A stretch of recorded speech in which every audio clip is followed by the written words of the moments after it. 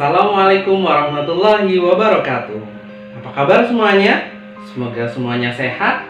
Tetap patuhi protokol kesehatan dengan cara menjaga jarak, pakai masker, jangan lupa cuci tangan menggunakan sabun.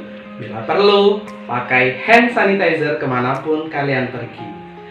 Baiklah anak-anak, sebelum kita memulai pelajaran hari ini, marilah kita berdoa menurut agama dan kepercayaan masing-masing. Berdoa dimulai.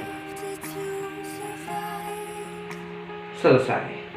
Oke. Sebelum kita lanjut ke materi kita, Bapak mau nanya dulu nih. Kalian menyaksikan video ini pakai HP apa ya? Mereknya pakai merek Oppo, Vivo, atau Realme, atau Xiaomi mungkin, atau Samsung dan lain sebagainya. Ada di antara kalian yang pakai salah satu produk tersebut? Dan mungkin di keluarga kalian ada yang pakai motor keluaran Honda, Yamaha dan lain sebagainya. Perlu kalian ketahui bahwa barang-barang tersebut bukan barang-barang produksi Indonesia, tapi nyatanya barang-barang tersebut berada di Indonesia. Hal tersebut terjadi karena ada apa ya?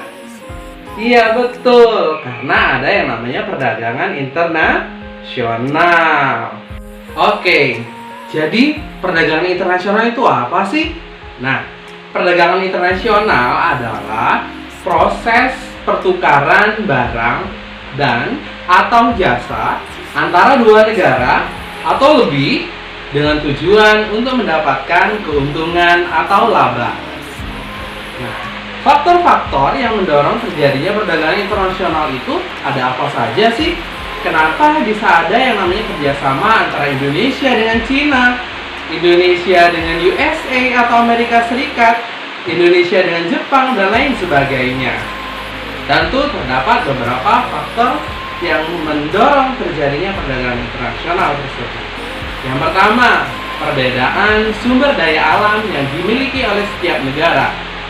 Tentunya negara Indonesia dengan negara lain memiliki sumber daya alam yang berbeda-beda. Ketika satu negara tidak memiliki hasil akan rempah misalnya, maka akan bertukar dengan negara yang tidak memiliki rempah. Di situ bisa terjadi yang namanya perdagangan internasional.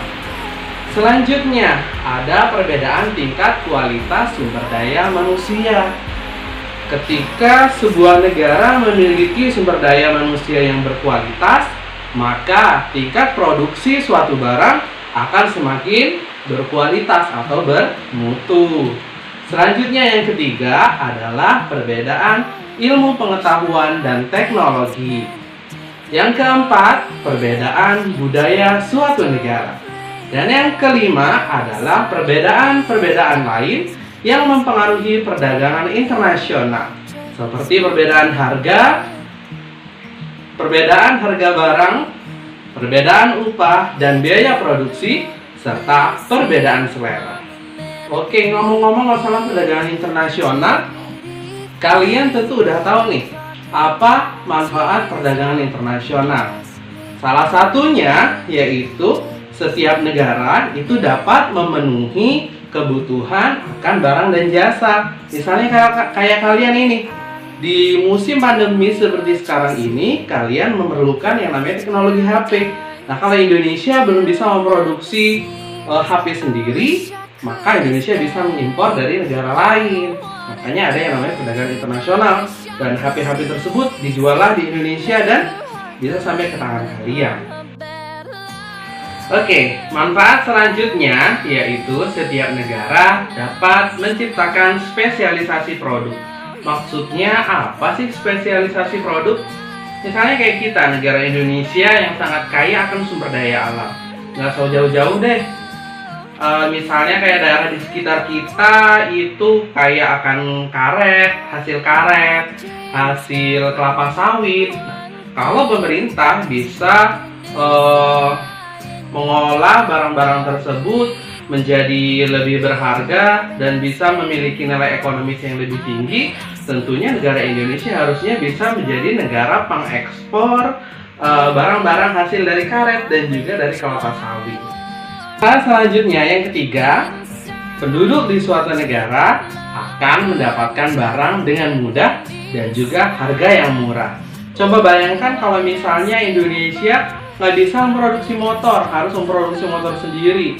Ternyata Indonesia nggak punya barang-barangnya, barang-barang produksinya, terus sumber daya manusianya juga kurang terampil untuk membuat motor ataupun mobil dan lain sebagainya. Tentu hal itu hanya akan menambah beban bagi negara Indonesia. Nah, di antara segudang manfaat perdagangan internasional tadi, ada juga nih hambatan-hambatan terjadinya perdagangan internasional.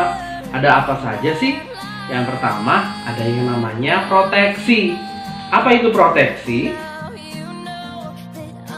Proteksi merupakan suatu kebijakan untuk melindungi produk dalam negeri. Contohnya, pemerintah Indonesia mengenakan tarif yang tinggi untuk impor kain yang berasal dari Cina. Apa tujuannya? Agar harga kain impor tersebut harganya mahal, sehingga kain yang dihasilkan di Indonesia harganya tetap bisa lebih terjangkau. Selanjutnya yang kedua, adanya kuota. Kuota apa sih? Bukan kuota internet ya. Kuota adalah kebijakan untuk mengatasi jumlah ekspor dan impor barang dari suatu negara. Misalnya, Amerika Serikat membatasi jumlah tekstil dari Indonesia karena negara Amerika Serikat juga memproduksi tekstil.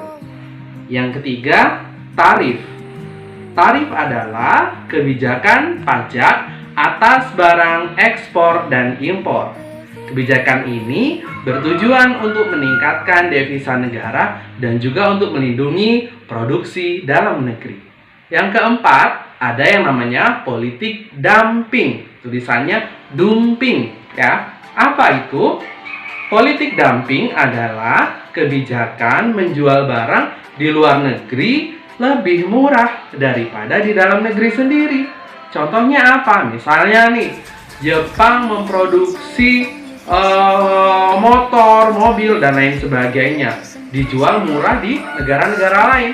Tapi kalau Jepang menjual motornya di negara sendiri, harganya dibuat lebih mahal. Nah, itu namanya politik dumping. Gimana nih? Sudah jelas belum tentang perdagangan internasional? Semoga adik-adik semua sudah paham ya dengan perdagangan internasional.